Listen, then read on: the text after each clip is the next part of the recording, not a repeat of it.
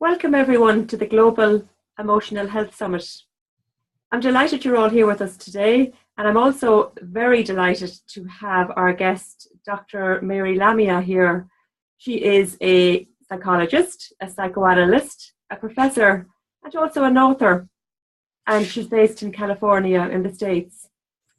So welcome, Dr. Lamia. I'm so delighted to have you. Thank you for having me on.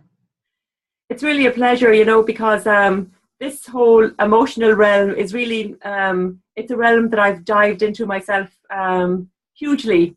And my jumping into the emotional realm has been, I started out, I'm an energy therapist as well, but then after having children, and I wrote some kids' books on emotional stuff from seeing all that's going on, and I have a children's emotional website. And just, I think that I don't understand myself, I guess, why this emotional, wonderful information is not taught to children at a young age.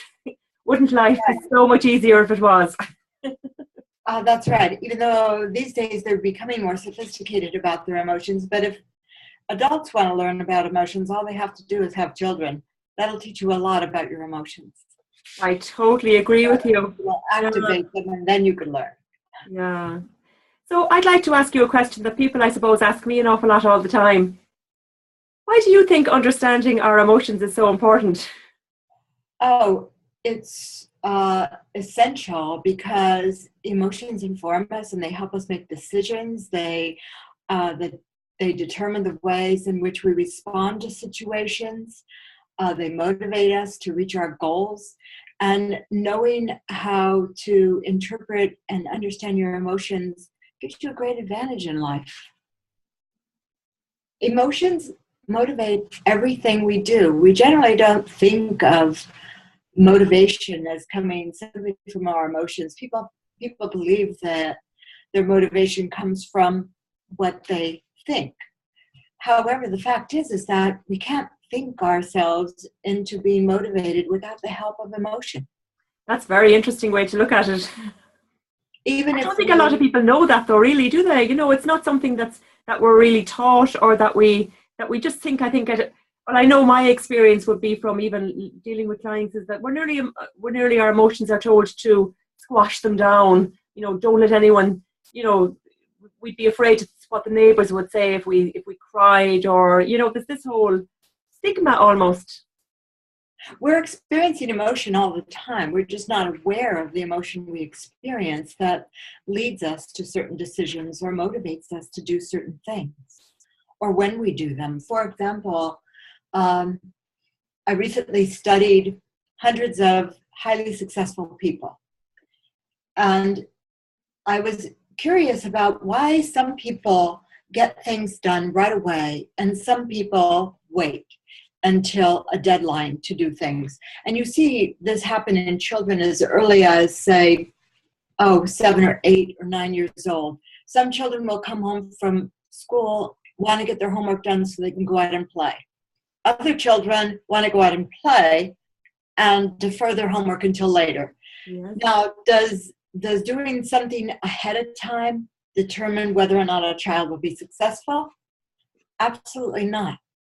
Believe it or not, if we have the criteria that deadlines are always met and the person's work reflects their best efforts, then we have a whole different set of criteria rather than sooner or later to determine whether or not somebody can be successful in their endeavors, whether it's doing your homework or completing a book or whatever they do.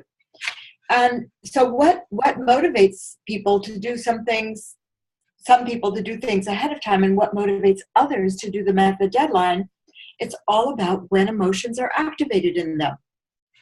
Mm-hmm. That is the major difference I found. And people who do things ahead of time, I call them task-driven, can't stand it if something's left undone.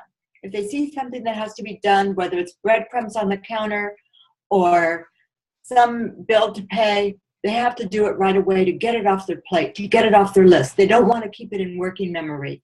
It creates anxiety in them. People who do things at a deadline are not motivated by their emotion until a deadline is present. They're deadline driven. So a deadline is what activates their emotion, not the task itself. Oh, interesting. And then they scramble, and people who are highly effective and successful are so capable of using their emotion that is activated at a deadline, and their timing is impeccable, and they could put out their work in one big effort. And even though it causes them a lot of anxiety, the anxiety is what motivates them to get it done. Wow, it's the emotion that's doing it. And those people can keep tasks in their working memory, and they mull them over, and at the deadline they spit them out based on when their emotion is activated. So emotions account for differences in people, and they account for differences in our personality. When emotions are repeatedly triggered in people, let's say sadness, they develop sort of a depressive personality, don't they? Absolutely. Those who constantly activate excitement are those people who are lively and energetic and entertaining, and they're vibrant. Personality differences, task completion differences, decision making, all emotion. Interesting way to look at it. Both my sons, actually, when you talk about homework, they both do them the exact way you described. One does it used to do it straight away after school, and the other boy needs time to go outside, kick a football, and then do it later. It's just amazing, isn't it? And it's like I've never thought of it before as actually emotion driven. He's not motivated until it's close to the deadline, and he knows he has to get it done. But if you look at them, and if both of them are successful, that's all that counts, is that they get it done. So then it's up to mom to develop an emotional state around all this. Right. Parents who like to do things ahead of time have a hard time understanding their child doesn't have motivation early on. I don't know how it happens originally, but usually those task completion styles develop at an early age. But it doesn't, as we usually think, early birds get the worm, or whatever saying you want to use. It doesn't determine success to necessarily do things early. Okay, interesting. So would you think then that if we're trying to help our children with emotions, that we really need to understand them better ourselves, or do you think that it matters? So right, Dolores. Parents need to understand emotions. In fact, the emotions book I wrote for children, and the other one I wrote for young adults and adults, are read most often by parents to understand their children. Yeah, your book is Emotions, Making Sense of Your Feelings. Oh my goodness, I mean, it's a fascinating topic, isn't it? Yes. Absolutely, and I love the whole area. So getting away from maybe the parent-children just for a moment, or possibly it would be linked as well, speaking about emotions in relationships, this can bring up obviously lots and lots and lots and lots of different emotions coming up. But I'd like to speak to maybe something around someone that feels they're in an emotionally abusive relationship, if you don't mind, and the dynamics that can kind of, to speak to the emotions that could come up for people there. I noticed that something that you said in the book, that some people have a hard time giving up hope, such as in a relationship. And yes. I think that is just such, wow, it's a little gem there, isn't it? It's a little gem of wisdom. But I guess that gem of, you don't really, if you're holding on to hope, you can't see this gem of wisdom if you're engrossed in the story around your relationship, if you feel stuck in the victim archetype or whatever. How would you speak to that? Well, let me say first that even though I sort of identify hope as an emotion, the fact is hope is a derivative of the emotion of interest. Oh, okay. And so we have difficulty withdrawing our interest from another person if we're involved in a relationship with. So it comes up in our mind as having hope that things will get better or things will work out. And withdrawing one's interest often makes people feel sadness or shame. So it's a difficult thing to do, to give up hope. When one is in an emotionally abusive relationship, all kinds of emotions are triggered, usually shame. The victim often will attack themselves or withdraw or avoid in order to maintain the tie they have with the other person. The person who is abusive usually has intense internalized shame that they deal with by attacking others. Okay. And so they attack the partner, and then they're afraid the partner is going to leave, and they express guilt or remorse, when in fact that's just to maintain the tie. The actual guilt that enables them to change isn't really there. Shame now would have been an emotion that I wouldn't have thought of there. That's very interesting that it can be shame that comes up so big there, and that's both for the victim and the perpetrator. You know, shame. When we experience shame, we generally have one of four responses to that emotion. We withdraw, like, you know, retreat, hide under our covers in bed, feel sad. We avoid people who excessively drink or use drugs, or workaholics, or there's all kinds of ways to avoid shame. So there's withdrawal, avoidance, there's attacking oneself, cutting, self-deprecation, and there's attacking others, lashing out at others, you know, cutting them down. Bullying is an attack other response to shame. In fact, parents often tell their children, well, you know, that person who's a bully, don't worry about them, they just have low self-esteem. That is not true. Okay. That is not true. Bullies experience shame, and they deal with shame by attacking others. The research shows that, in fact, bullies do not have low self-esteem. They have hubristic pride. They're arrogant. You can call it the development of narcissism if you want, but it's the same as narcissism. Narcissists don't have low self-esteem. Narcissists who abuse their partners, they feel pretty darn good about themselves. That's an interesting way to look at bullying, isn't it? They experience shame, and that's how they deal with shame. They don't even feel their shame, the shame that they experience inside. They're so busy putting it on others and maintaining their ties to others by giving other people their shame, by making their partners feel bad about themselves. How would you look at shame as getting the positive out from it, or is there any way you could sort of maybe give us a little gem there as to how to look at shame? Pardon? What's good about shame? Yes, what's good about shame? Shame, there's a lot good about shame. In fact, a book hopefully will be coming out, published by Norton next fall.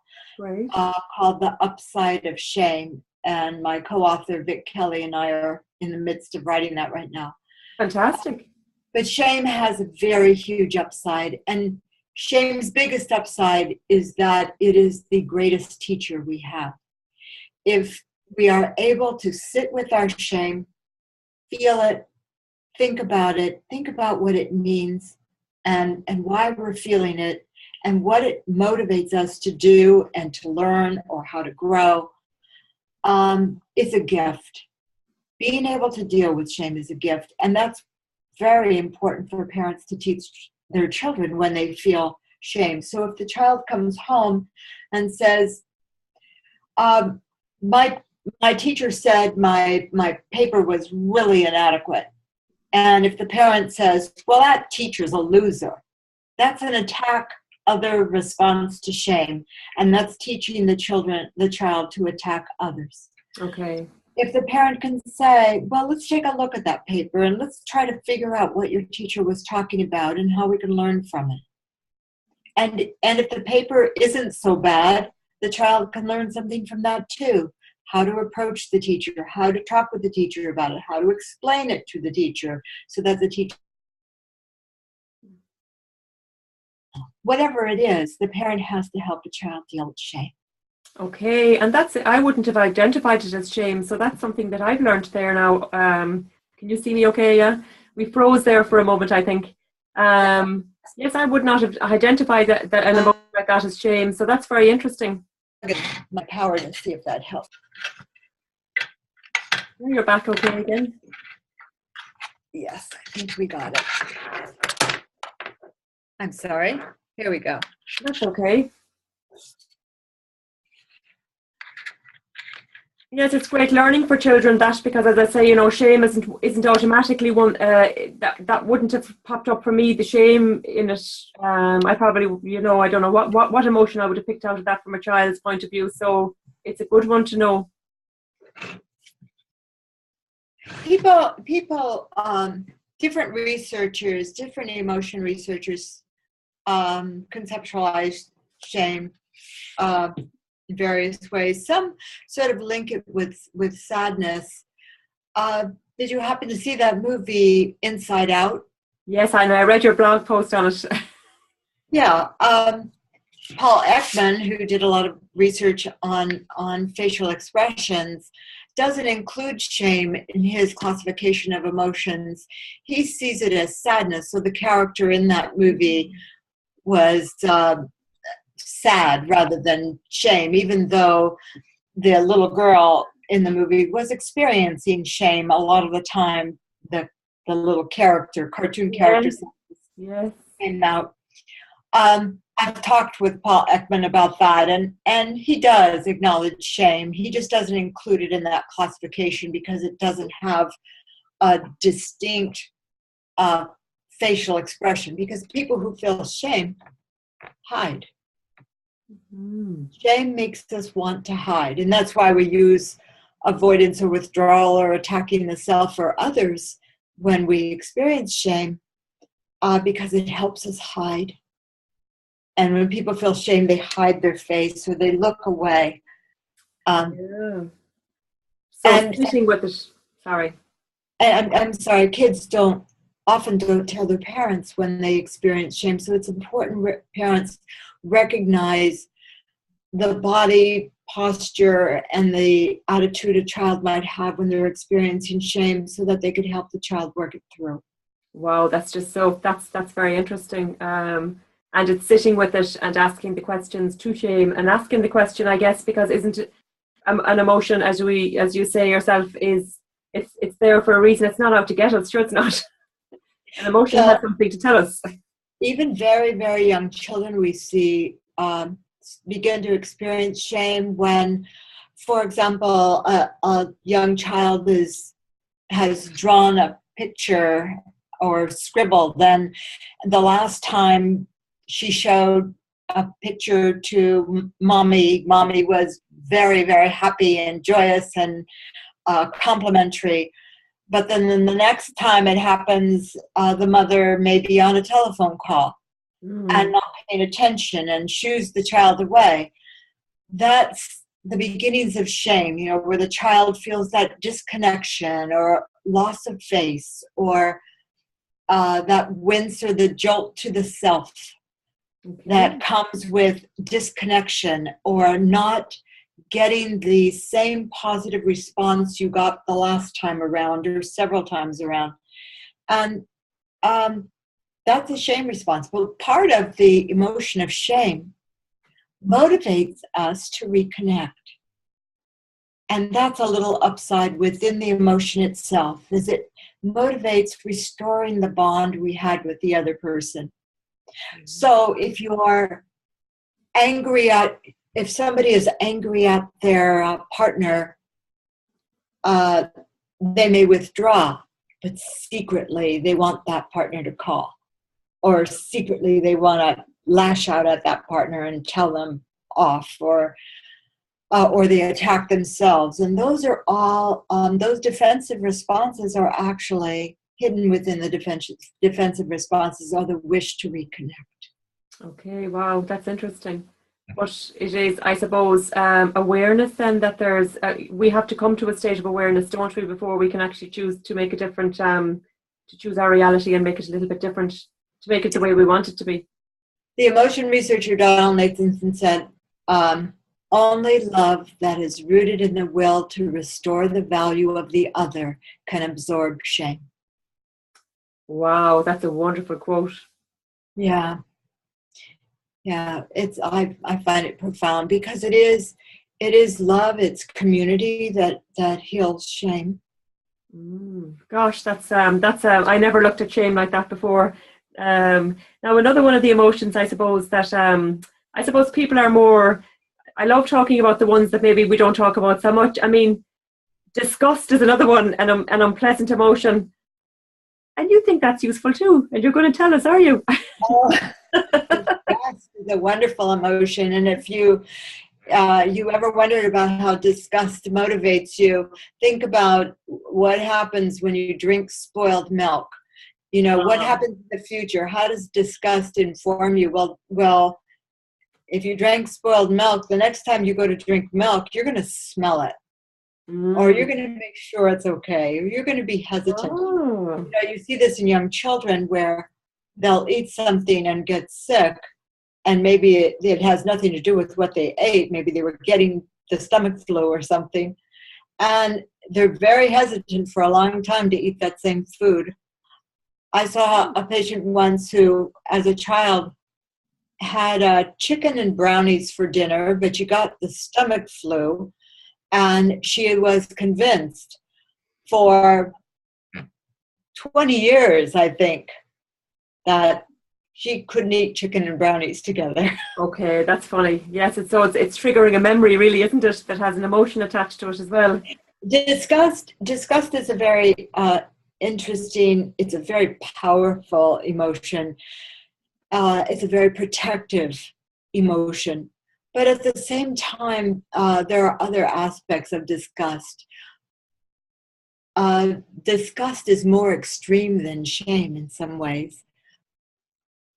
If somebody feels self-disgust, for example, you look in the mirror and you say, oh, gained 10 pounds, I'm disgusted with myself, or I look awful, or I look old, or whatever somebody might say. Self-disgust is interesting because with shame, we feel it inside as it's all of ourself, the whole self. With self-disgust, you kind of split yourself, where one part of you is yourself and the other part is just self-disgust. And so you're attacking yourself. It's like you're split and you're attacking yourself.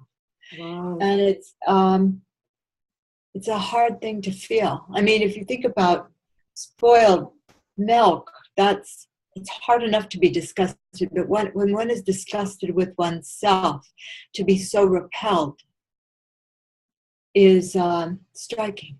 Absolutely. And when you talk about it being protective, I suppose that brings up another one that where fear really, is there to protect us as well in certain circumstances. It's when we see something, or we should be fearful at times, and fear is good.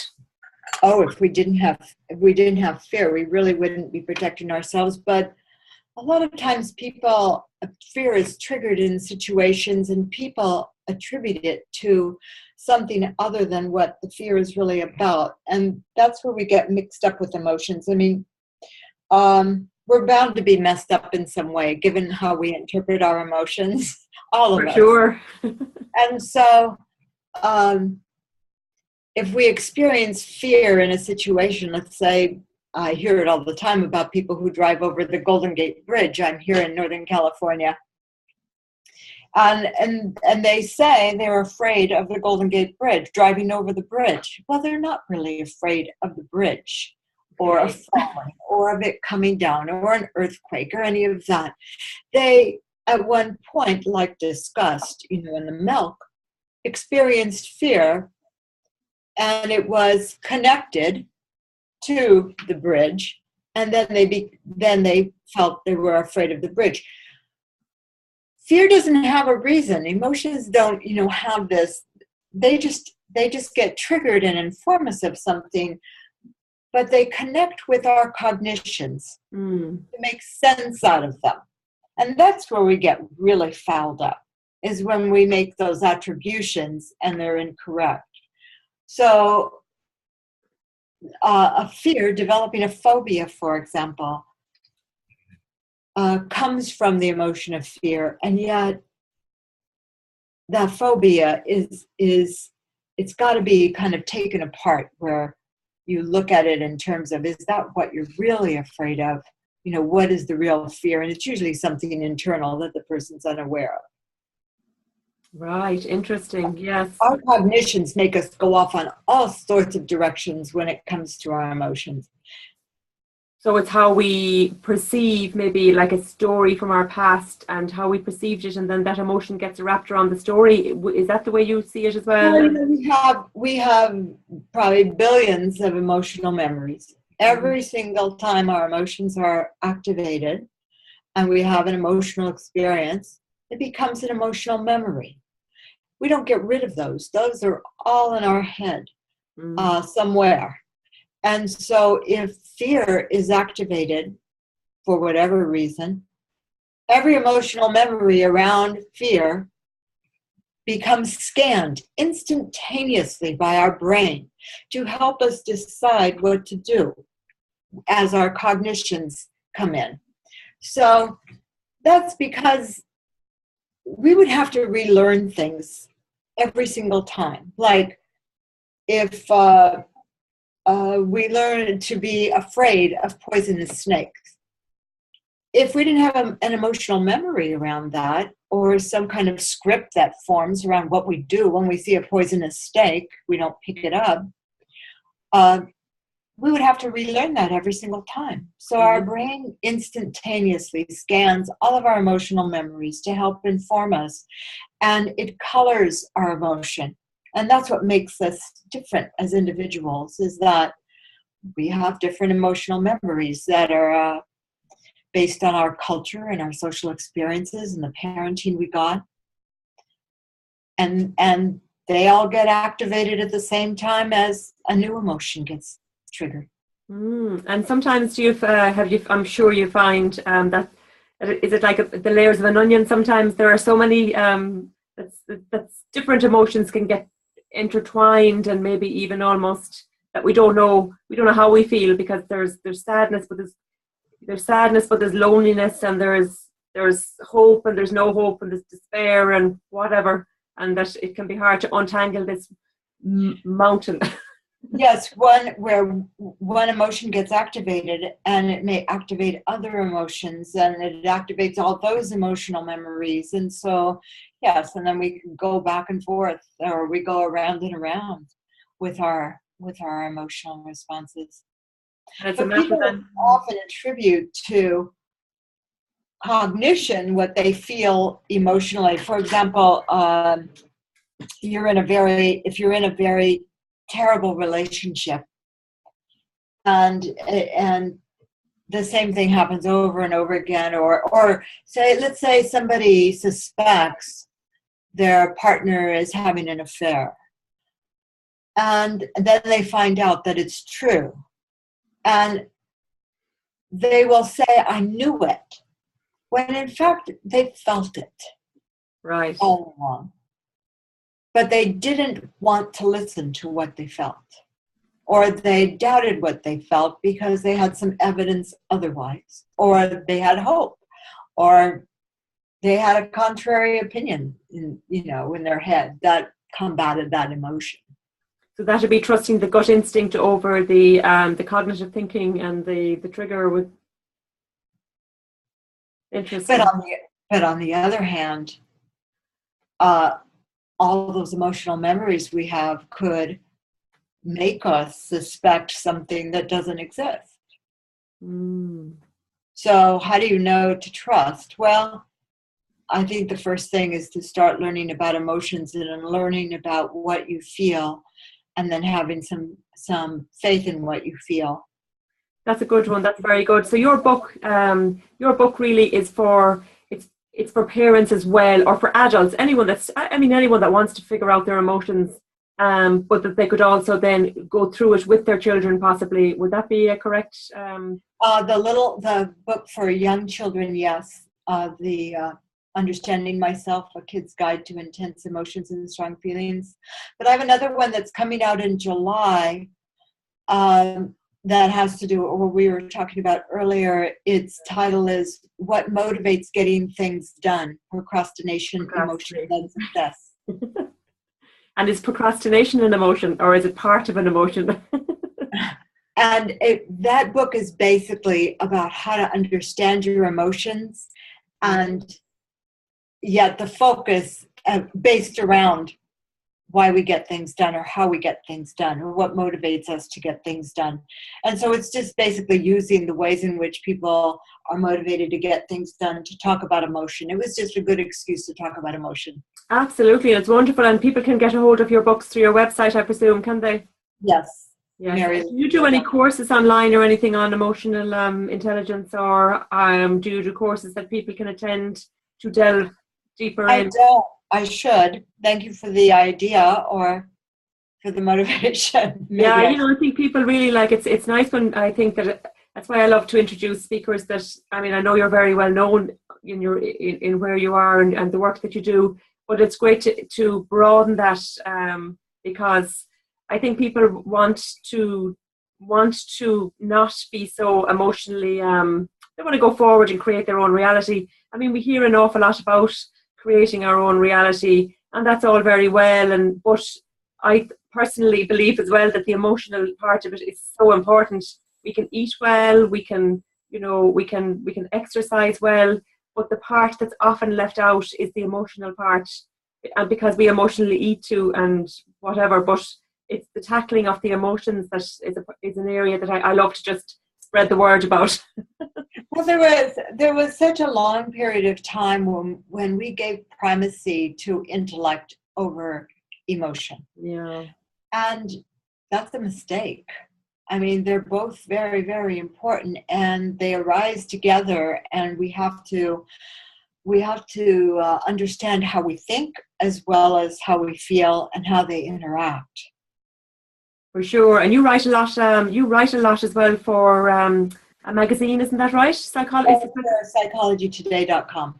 Yes, I've been looking at those and sharing them as well. So it's great, because I think it is an area that people are more and more interested in. And can we ask you another emotion before we go? Or are you okay? Yeah, I'm fine. Great. I think anger is one that I know myself I would have had to tame. Because I think we can get triggered there again by anything, but it's looking for. What's so interesting to me about anger is that, and people talk about anger management, and even kids now here at least are saying you need anger management to their parents when their parents are angry, and to their friends. What people often don't understand about anger is that frequently anger is a shame response. Oh wow, shame again. And it's that anger is an attack of their shame response. Mm-hmm. And so when parents see their children doing things they shouldn't be doing, or when your goals are blocked in some way, when you feel shame in those incidents, that's when anger pops up, that attack other response. I mean, it isn't always a shame response. I mean, anger is a good thing because it informs us that our goals are blocked, or that we need to protect ourselves in some way. Put up our boundaries. Yes, or to put up boundaries. But so often it is a shame response. Wow. And so it's very important for people to take a look at their anger and decide if it's actually shame they're feeling, or if really they're just trying to protect themselves in some way, or get through some sort of barrier they experience. So anger needs to be pulled apart when people tend to express it a lot, and to be understood as what it really is. Anger management sometimes helps people understand anger better. Sometimes it does not. We're so reactive when anger gets triggered in us, because that's the way the emotion is. If we didn't if we didn't get angry and when we were cavemen, it's possible we wouldn't have protected ourselves well. True. But do we want to management? Yeah, I always think that too. Do we want to manage it, or do we want to dissect it and see what it really is, and then allow it to flow and to have healthy anger? Problem is, when people express anger, they often don't step back and take a look at it and say, now, why was that triggered in me? What about my emotional memories that get activated when anger is triggered, that makes me respond in that way? You know, people have just characteristic ways of responding. Anger isn't the bad thing. Your way of responding is the bad thing. Yes, I love it, yes. You know, there's nothing wrong with anger. If we didn't have anger, we'd have a problem. Yeah. But it's the way we respond when we feel angry. We get hot and we feel powerful, and then it explodes out of us. We need to take a look at our responses and think, where did we learn those responses to anger? All, throughout our lives, we learn how to respond to our emotions, either based on how our parents responded to them, or, what we learned from our peers. Sure. Or there's many ways. So the way we responded to them initially, and we continued to respond because we weren't taught otherwise. And that's great. At least we know that we can, even talking to you, that to help people understand that we can change them. It's never too late, really, when it comes to emotions, to see what the story is. I presume I know you agree with that we can look at them and find what they need to tell us. And actually another one that came up for me was, because you talked about anger not letting us see the goal. Envy sometimes too is one that you suggest lets us see what we really want. Oh yeah. Well, envy is so fascinating. If you go to a party and you see somebody you envy, you are more likely to think about that person after the party than anybody else who was in the room. We become obsessed with the object of envy. In one major classification theory of emotion, you aren't going to believe this, but envy is actually a shame response. Oh my goodness, shame. Another shame response. Envy and jealousy are shame responses. Embarrassment is a shame response. And you can see how envy is a shame response, because we look at somebody else, let's say, and they have something that we wish we had. Yeah. And we feel shame because we don't have it, or we aren't like them, or like we think they are anyway, or how we perceive them. And so we feel shame, and then envy makes us attack. It's an attack other response to shame. Oh, that person's a jerk, I don't like them. Or they aren't that great. Or they may be beautiful, but there's something wrong with them. Yeah. Whatever it is. Whatever. They couldn't be that perfect. Or we attack ourselves, That person has everything and I'm nobody. So we have the typical shame responses when we feel envy. And what would you say to people most now? I know I asked you already, but what would be a big question that you would I'd love to know, what could I say to any of those triggers now, to shame? One question to shame. To learn. So let's take envy again. You walk into a party, you see somebody who you think has everything in the world going for them, and you say, what do I want for myself? Why am I envying that person? I'm saying I want what they have. So what do I want? What is it that I want for myself, and how can I get that? Or how can I get something just as good? Or how can I feel better about being me? So shame can really lead us back to self-esteem and finding out what it is that we're not feeling. Just learning. We have to learn all the time and not be afraid of learning. Rather than avoid our emotions, we need to take a look at them. Mm. And happiness. Do we want to be happy all the time, or is that just You know, happiness is very overrated, because people who try to be happy all the time become disappointed that they're not happy. And if we felt happy all the time, we wouldn't protect ourselves very well. Because let's say we're excited all the time about things.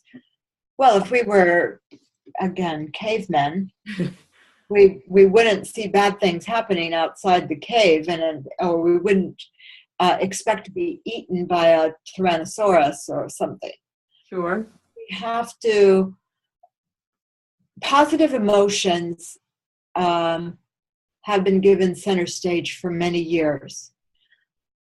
But the fact is that all of our emotions help us, and negative emotions are what motivate us, highly motivate us.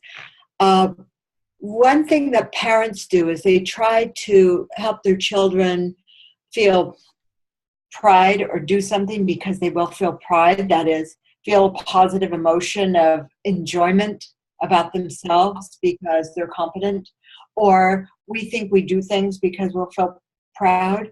But many times we do things in order to avoid or be relieved of negative emotions.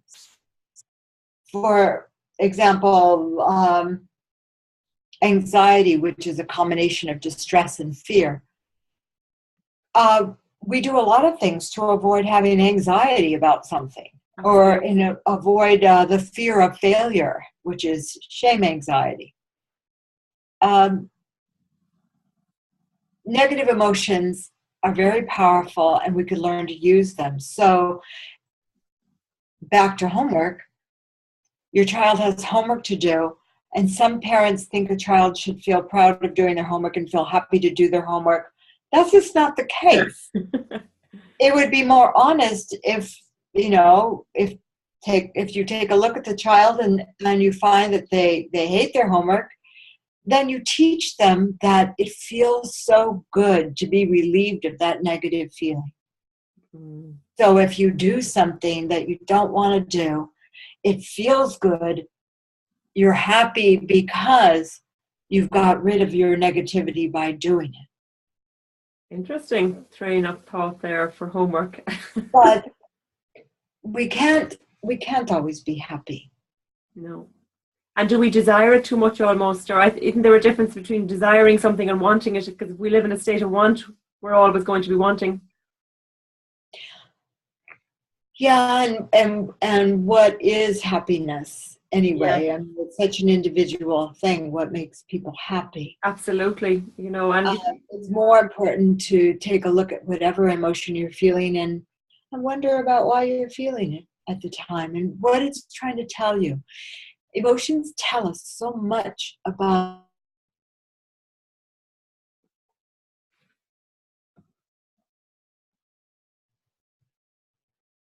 Have I still got you there? Yes. Yes.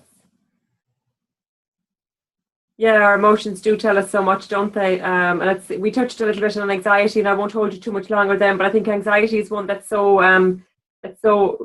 common for people to fear what's something that hasn't happened yet. It's all about fearing something in the future, isn't it? And really looking to see what that is, what is the story like that we're fearing, or what we fear, and is it right to fear it? It's probably there again covering up something else, maybe possibly another story that's getting triggered in us, in our subconscious. Anxiety gives us a lot of focus. And we generally use it to focus on something we shouldn't be focusing on, but it helps us think on our feet. I think the chapter in one of the books you mentioned was anxiety is your friend. It really is your friend if you see it as a friend. When it becomes overwhelming, you have to sit back and think about why you are so overwhelmed, or what is coming up for you. Because you feel anxious at present. Often it's because people feel helpless, or they feel they can't take action. See, anxiety is telling you to take some action. And if you feel helpless, or you feel you cannot take action, you're stuck, then you have all this anxiety present, and it doesn't go anywhere. and it's energizing your body, but you're not moving. Yes. And so people get into conflict based on that as well. What would your biggest advice be to people that they felt that they just couldn't figure out what emotion, they know they're stuck in some area of their life, but they just can't seem to figure out, and they actually don't even know how to verbalize what they're feeling. What would your biggest starting point be for someone? We have the internet. There is a wealth of information on the internet about emotion, and it's important to read a lot of different bits of information, because different emotion researchers have their own perspective.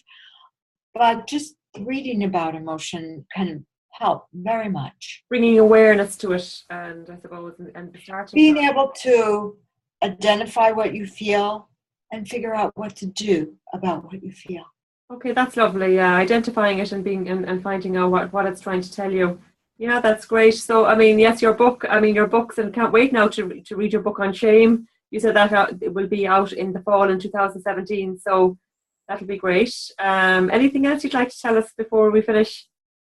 No, I think we've covered most of it, or maybe we've covered a drop of it as far as emotions are concerned. There's so much to learn and there's so much to know. But I hope it inspires some of your listeners.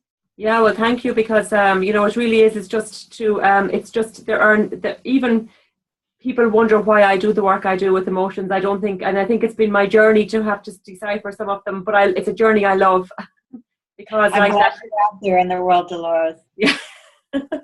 Doing your work. I'm so grateful to you for having come along. It's great to have someone with your wealth of experience about emotions to talk to, and I put your books up there to share if anybody's interested in them, because I'm sure they will be. It's lovely to be able to give. Because I have my two boys, I love giving them tools. I don't want to rule their life for them, but I think it's great to be able to give children tools to help them if they are sensitive, and let them then navigate their own emotional journey. But at least they have something to rely on. Yes. So your book is, I'm delighted to have come across it and to share it with people, because we need resources, because sometimes we, as you said, we need something to start from. We need a book that tells us, and then you go, now I'm aware, I realize of a choice, then I can go from there. Yes. So yeah, delighted to speak to you. Thanks again for coming on to the summit, and we keep in touch and look forward to sharing your book and when it's out and everything, and we'll put it up and share it when it's out next year, and maybe anything else that you do publish in the meantime, we'd be delighted to share. So thanks very much again, Dr. Lamia, and we will let people know how they can contact you should they wish to. Last question, do you do Skype consultations online or anything with people if they wish to talk to you, or? I do. It depends upon the regulations, what state they're in, what country they're in. It depends, because there's licensing laws regarding that. I see. I did not know that. So that's good to know. If anyone wants to contact you, they can go through your website anyway. Sure. Absolutely. Thank you so much again. Thank you very much. Bye-bye.